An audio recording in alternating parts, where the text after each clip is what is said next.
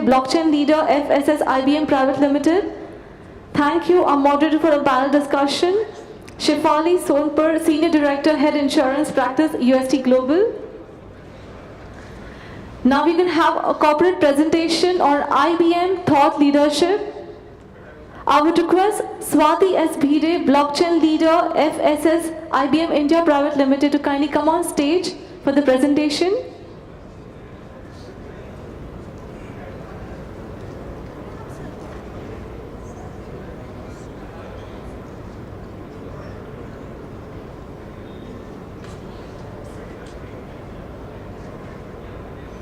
FSS IBM India Private Limited with a huge applause.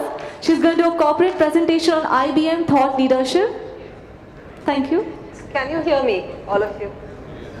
Okay, thank you. I think my colleagues, friends, all of them have done a very good job, set the stage for blockchain already. What I would do is, oh, hold on. Okay, I can take this. I don't know why the other one. The video can be done after this. Yeah, after this, I'll just finish this. So I just want to do a synopsis of all that we've discussed in the last 1 hour almost. And what does it mean? So in nutshell, what is blockchain? 4 key concepts. It's a shared ledger, which is immutable. It is distributed. There are various ways in you distribute it.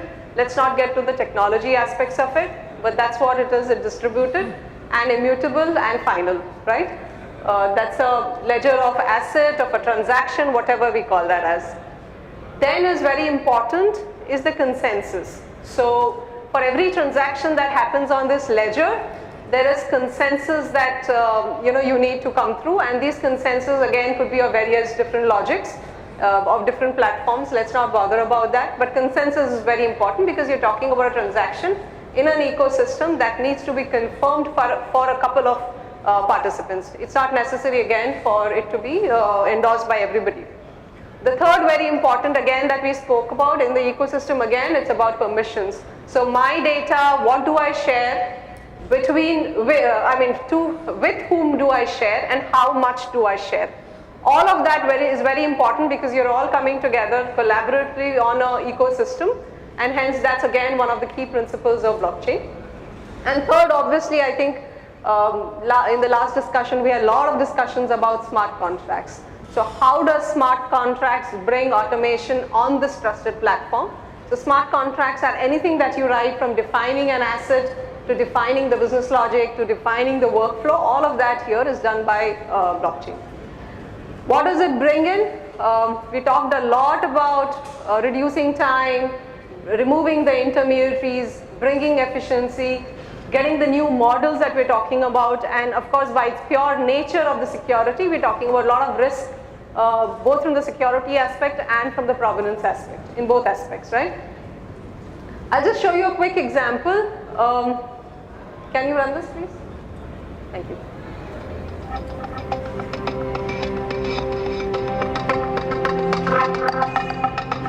Insurance is built on trust and transparency.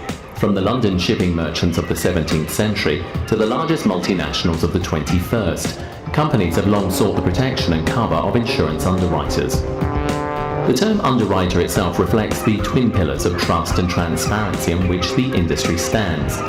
In 17th century London, wealthy individuals would publicly write their physical signature under the name of a ship requiring protection, committing to honour their obligations in full view of the world.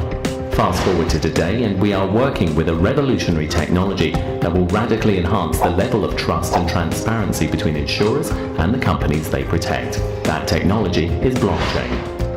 Blockchain establishes a peer-to-peer network of shared, replicated, and permissioned ledgers, which improves transaction transparency, strengthens trust, and reduces cost and friction. Leading insurance companies are exploring how blockchain will transform the way they do business.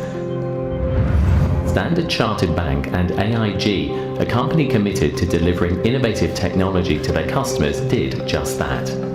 AIG and Standard Chartered were looking to improve their ability to conduct multinational business, one of the most complicated B2B insurance transactions.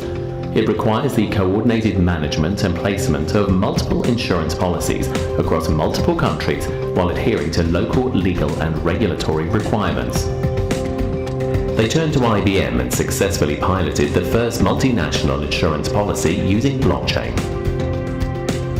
This included the following specific blockchain components: smart contracts automatically setting contractual conditions based on applied data across the network, a secure general ledger with auditable transactions accessible by all participants with a customizable permission-based view available for third parties. All parties can rapidly and simultaneously understand the current state of play across borders, ensuring contract certainty. This pilot demonstrated that blockchain can automate policy payment to simplify the process and potentially reduce admin costs, increase speed and clarity of policy, payment and claim status, potentially improve the customer experience through reduced friction and lower admin burden. IBM, AIG and Standard Chartered will continue to lead this next digital revolution in the insurance industry. For more information about how innovative technology, including blockchain, can... So I'll stop there, and we talked a lot about what are the parties that you can get, bring the ecosystem together and all of that. So in the center that you see, so it's a concept of having some set of assets on the shared ledger. So when you say it's a ledger, what does it store? Right? It has to store something which you're sharing, both in terms of asset and then what is that shared process that you have between them, right? So if you look in the center, these are some of the assets that we're talking about. We talked about claims a lot last time in the last discussion, and how putting the claims on the ledger will help you. That's one of them. We're talking about the entire identity of a customer. We're talking about claims data, as I said, and that's one of the places that we're working with a lot of you over here to get the claims data on blockchain, where it's on the blockchain on a consortium. We are also talking about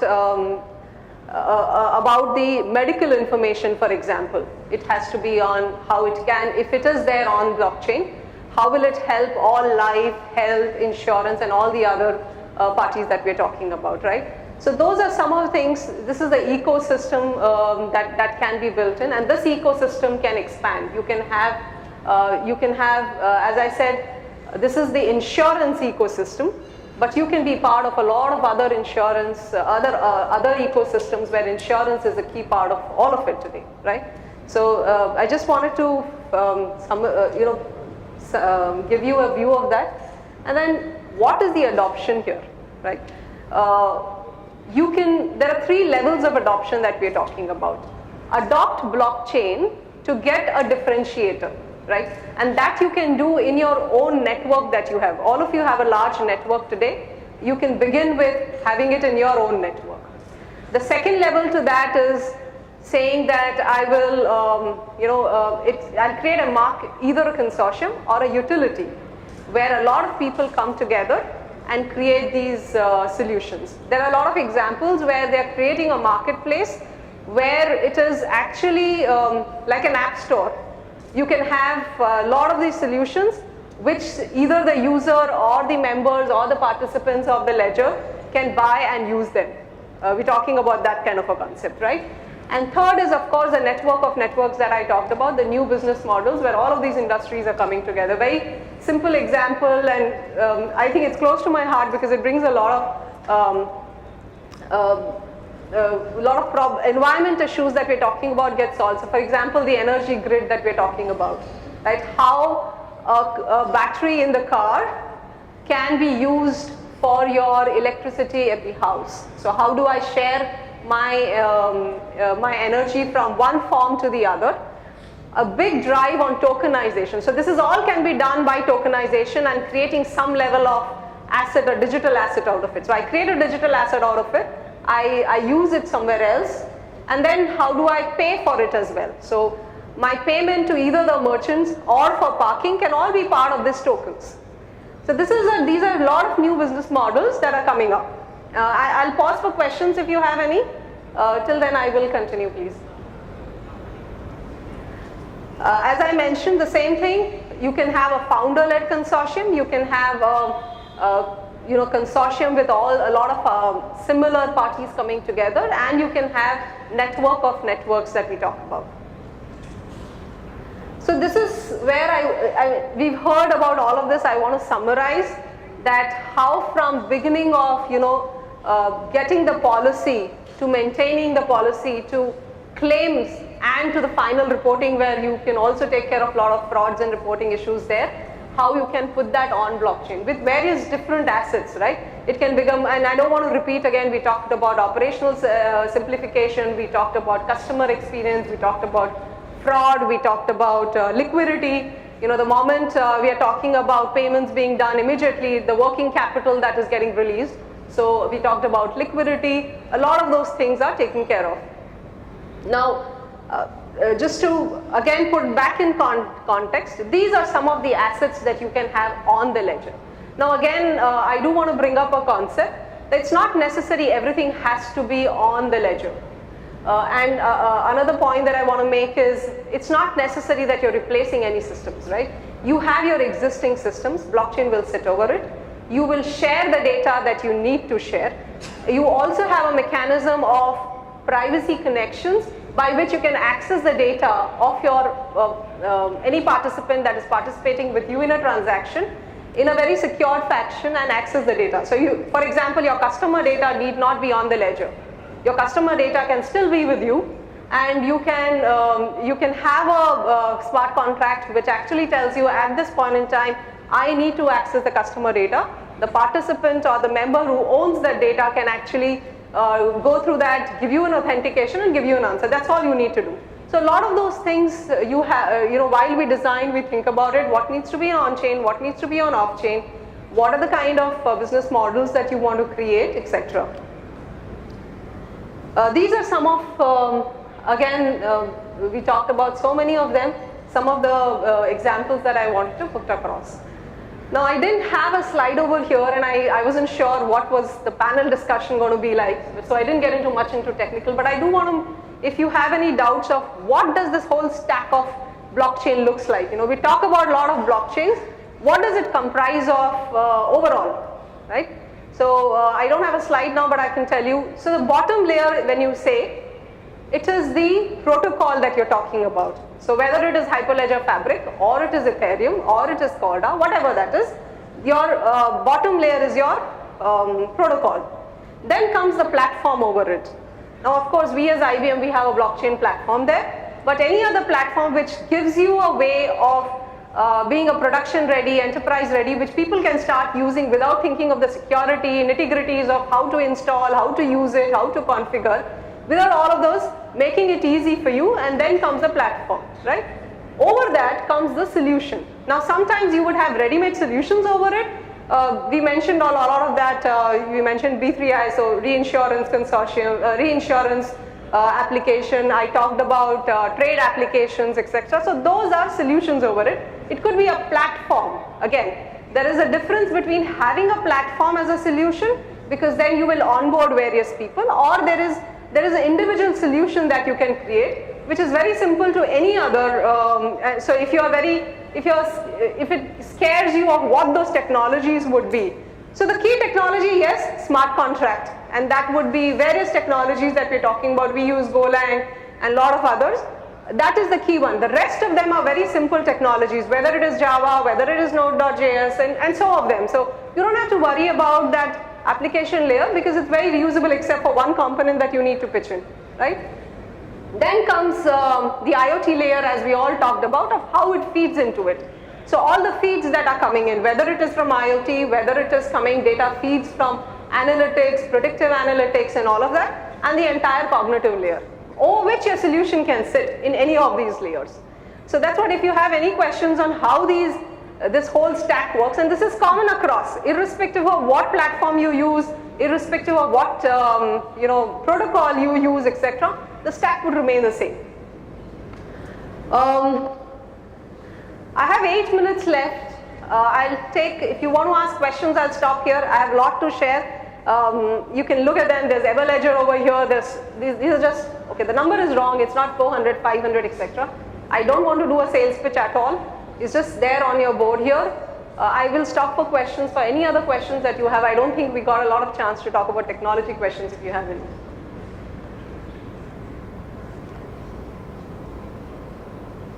No?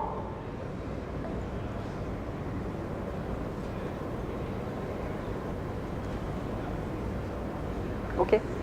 So I wanted to share some of them. We talked about some of the examples here. The V.Trade that I mentioned of how the entire, this is both trade finance and supply chain finance, how it comes on a network to ensure that small and medium enterprises get their loans, which is an issue today. How do they get invoice discounting?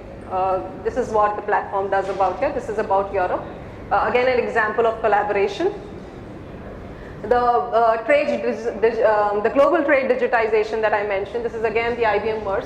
This is where how seamless, so I don't know if you're all familiar with banking or the trades for that matter. There are so many documents that happens in a trade, all not just between the banks but between the shipments. I wouldn't be reluctant to say even if they are like in hundreds those documents and the time it takes to actually process it. Right? So how you can digitize it, including the quality checks, including the auditor that you can get in, the IoT which gives you the shipment provenance, the IoT that will give you if anything has gone wrong. Right here, if something goes wrong on your shipment, the insurance claim can be initiated. So that's where you can, you can input the insurance angle there. This is about food safety. And started from farm to fork. It started from a regulation in China where they had an issue with a Chinese package of pork which was coming and it had faulty, right? So it took them, there was actually a study that was done. So if Walmart identified the issue, it took them 15 days to resolve that issue. Today, if you are on this platform, it will actually take you 2 minutes to do that and recall that exact piece of food which has a problem, right? So we're not just talking, we're talking about operational efficiency, we're talking about capital, we're talking about health of the people, it will not be consumed and all the claims and suits that comes after that, right? So that's what I wanted. And this again that I mentioned, the renewable energy. And these are some of them that I can talk about. There are a lot of them that obviously we are in NDAs, we can't talk about them. But so many of them going on. This is about, as I mentioned, token in the energy forms where you can convert your battery energy of the car to somebody who can use it at home and vice versa actually. So how do you, how do you optimize the energy distribution between this entire thing? I'll stop here, I think. We can stop here. Again, open for questions if you have any. Very silent audience.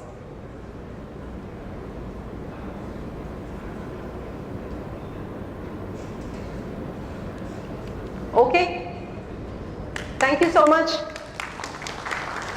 Thank you so much. Can we please have you on stage? Thank you so much, Swati S. Bhide, for a wonderful presentation on IBM thought leadership. I would request Mr. Upendra Joshi, Director Quest Conferences, to kindly come on stage to felicitate Swati S. Bhide. Can we please have Mr. Upendra Joshi on stage? Please give a huge applause for a wonderful presentation.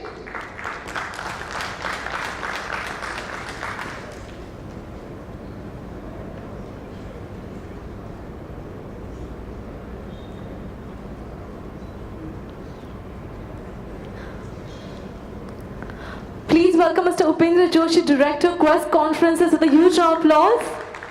I would request Mr. Upendra Joshi, Director, Quest Conferences, to kindly felicitate Swati S. Bhide, Blockchain Leader, FSS, IBM India Private Limited, with a bouquet for a wonderful presentation she just did on IBM thought leadership. Thank you so much. To disperse for a coffee and networking break for 15 minutes, I would request everyone to be back by 11:40. We're going to have the the 6th panel discussion on cyber security, managing cyber risk at 11:40. All the delegates will receive participation certificate at the end of the event after award ceremony. Kindly stay back for your participation certificate. All certificates have Quest loyalty points which can help you avail scholarships for Quest organized masterclasses, workshops and summits held in India and abroad.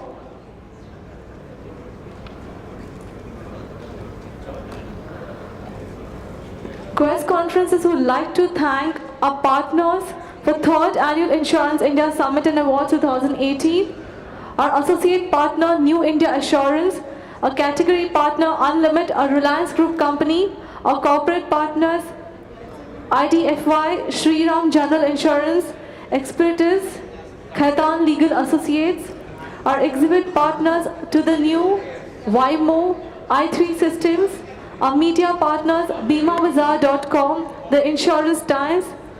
This event is organized and conceptualized by Quest Conferences. All the delegates are kindly requested to be back by 11:40